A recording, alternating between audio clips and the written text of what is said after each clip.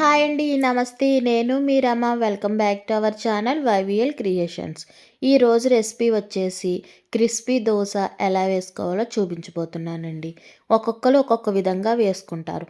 ఈరోజు అయితే నా స్టైల్లో క్రిస్పీ దోస ఇంట్లో ఎలా వేసుకోవాలో చూపించబోతున్నాను. మరి లేట్ చేయకుండా రెసిపీలోకి వెళ్ళిపోదామా? ముందుగా ఒక గ్లాస్ అన్నా గిన్నెన్నా ఏదన్నా ఒకటి కొలత కోసం తీసుకోండి. ఇక్కడ నేను ఈ గ్లాస్తో అయితే మీకు చూపిస్తున్నాను. ఈ గ్లాస్తో ఒక గ్లాసు మినపప్పు అయితే తీసుకున్నాను. నేను పట్టుతో ఉన్న మినపప్పునైతే తీసుకున్నానండి. మీరు మినపగుళ్ళుతో అన్నా వేసుకోవచ్చు. గుండు పప్పుతో కన్నా ఇలా తొక్కపప్పుతో వేసుకుంటే దోసలన్నవి సాఫ్ట్‌గా, క్రిస్పీగా అయితే వస్తాయండి. ఈ పప్పుని 2, 3 సార్లు బాగా కడిగేసుకుని, ఇలా వాటర్ అయితే వేసుకుని నానబెట్టుకోవాలండి. అలానే వేరే గిన్నెలోకి అదే గ్లాస్‌తో 2 గ్లాసులు బియ్యాన్నయితే వేసుకుంటున్నాను. ఈ బియ్యం అన్నది ధాన్యం బియ్యం అయినా పర్లేదండి, రేషన్ బియ్యం అయినా పర్లేదు. ఏ బియ్యం అయినా పర్లేదు. నేనైతే నార్మల్ బియ్యం అయితే వేసుకున్నాను. బియ్యాన్ని కూడా 2, 3 సార్లు వాష్ చేసి వాటర్ అయితే వేసుకుని నానబెట్టుకోవాలి. అలానే ఇందులోకి 1 స్పూన్ వరకు మెంతులు వేసుకుని నానబెట్టుకున్నాను. ఇలాగా ఓవర్ నైట్ నానబెట్టేసుకోండి. లేదంటే ఒక 6 గంటలన్నా పప్పు నానబెట్టుకోవాలండి. చూసారు కదా బియ్యం అన్నది ఎంత బాగా నానియో. నేను ఇక్కడ ఒక ఉదయం వేసి సాయంత్రం వరకునైతే నానబెట్టుకున్నానండి. అలా వేసుకున్నా సరిపోతుంది. పప్పు కూడా బాగా నానింది కదా. వీటిని రెండాటిని బాగా శుభ్రంగా కడిగేసుకోవాలి.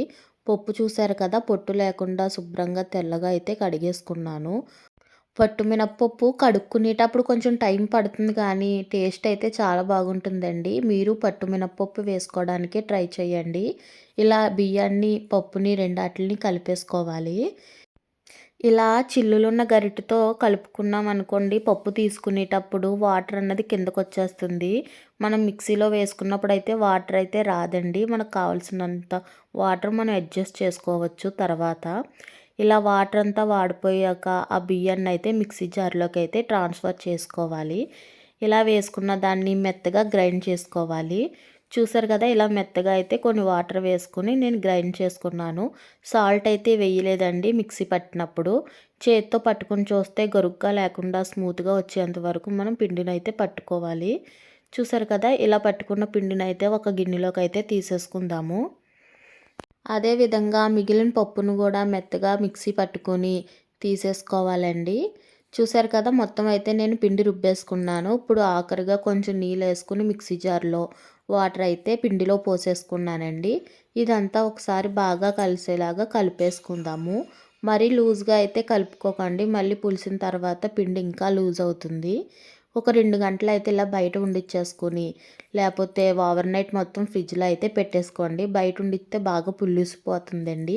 మీకు నచ్చుతుంది అంటే బయట ఉండిచ్చేసుకోవచ్చు. నేనైతే ఫ్రిడ్జ్లో పెట్టుకున్నాను నైట్ మొత్తం. చూసారు కదా ఉదయం చూసేటప్పటికి ఇలా గట్టిగా బాగా ఉబ్బి ఉన్నది పిండి. ఇప్పుడు దీన్ని కొంచెం బాగా కలుపుకోవాలి.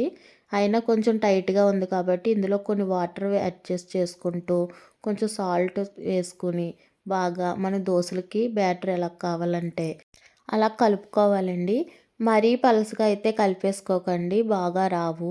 కొంచెం థిక్గానే ఉండేలా చూసుకోవాలి. చూడండి ఈ కన్సిస్టెంట్లో ఉంటే సరిపోతుంది. ఇప్పుడు పాన్ వేడెక్కిన తర్వాత ఒక్క స్పూన్ వరకు పిండిని వేసుకుని బాగా తిప్పుకుంటే సరిపోతుందండి. లేదంటే మీకు మందంగా కావాలంటే మందంగా వేసుకోవచ్చు. అలాగైతే సాఫ్ట్గా బాగుంటాయి. మేమైతే కొంచెం క్రిస్పీగా తింటాం కాబట్టి చాలా పలుచగా అయితే వేస్తున్నాను. ఇలా వేసిన తర్వాత పైనుంచి ఒక స్పూన్ నూనె అయితే వేసుకోవచ్చు. ఆయిల్ వేసుకోకపోయినా పర్లేదు. నాన్ స్టిక్ పానం మీద అయితే వచ్చేస్తాయండి. చూసారు కదా ఒక 5 నిమిషాలు కాలిన తర్వాత ఇలా చుట్టూ పక్కల తీసుకుంటే మనకి దోశలు అయితే పర్ఫెక్ట్గా వచ్చేస్తాయండి. మనకి కొంచెం పుల్లగా టేస్ట్ కావాలనుకుంటే నైట్ మొత్తం బయట వదిలేస్తే పిండి కొంచెం పుల్లగా ఉంటుందండి. అలా ఇష్టపడిన వాళ్ళు అలా కూడా చేసుకోవచ్చు.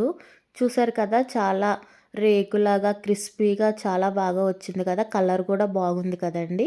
అంతేనండి మిగిలిన పిండిని కూడా మీకు కావాల్సినన్ని దోశలు అయితే వేసేసుకోవడమే.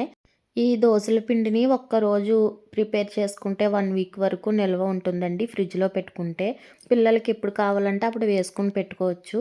చాలా క్రిస్పీగా సాఫ్ట్గా అయితే వస్తాయండి. చాలా బాగుంటుంది. మరి ఈ క్రిస్పీ దోసలు మీకు నచ్చితే ఒక లైక్ కొట్టి మీ ఫ్రెండ్స్‌కి, రిలేటివ్స్‌కి షేర్ చేయండి. అలానే నా ఛానల్ సబ్స్క్రైబ్ చేసుకోండి. Thank you for watching.